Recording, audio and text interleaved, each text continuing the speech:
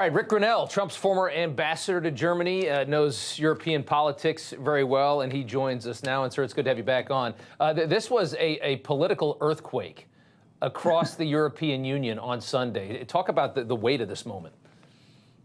I mean, look, you really have to look at what's happening in Europe and realize that progressive policies are under attack.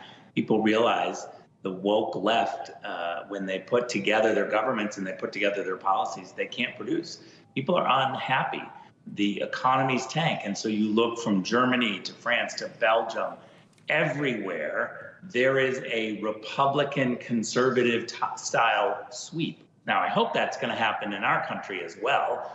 But we got some work to do. The Europeans have watched inflation take over. They've watched their economies go to the bottom. And suddenly now you've got countries like France that are scaring Macron because the conservatives are marching towards a takeover, and he's just called for elections. He's that scared. So I think when you look at the AfD, for instance, in Germany, a far-right party, they're now the second largest party in all of Germany. What's happening across Europe is really a backlash. And remember, Rob, the European Union became smaller because of Brexit. The British said, we're out of here because the rest of Europe couldn't control the immigration issue. We need to learn from the Europeans on immigration. When a leader cannot handle the immigration issue in a proper way, the people revolt. I think we're seeing that in America as well. And I mean, when you look, I see these videos all the time, and you see, I mean, there's so many beautiful cultures all throughout Western Europe, and you see that culture being decimated by this just nonstop migration. That I think that we can all agree this was a disaster. And then you on top of that, you talk about high energy costs, what they've done.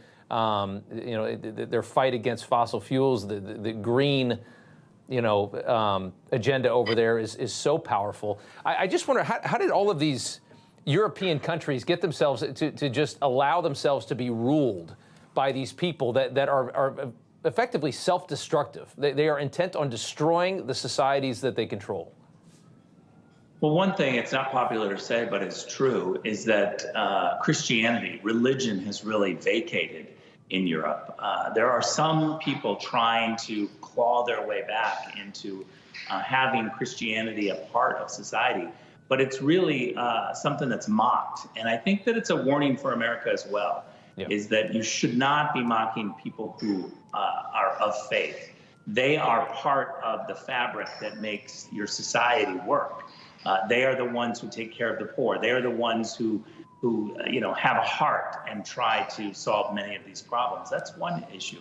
But another is just the naivete. You look at Chancellor Merkel, for instance, and she ushered in Putin's pipeline, even when the United States and the Trump administration was saying, don't allow Putin and the Russians to have this Nord Stream 2 pipeline, a pipeline into your country, into your continent. It's not going to be good. She didn't listen. She didn't listen to the other Europeans.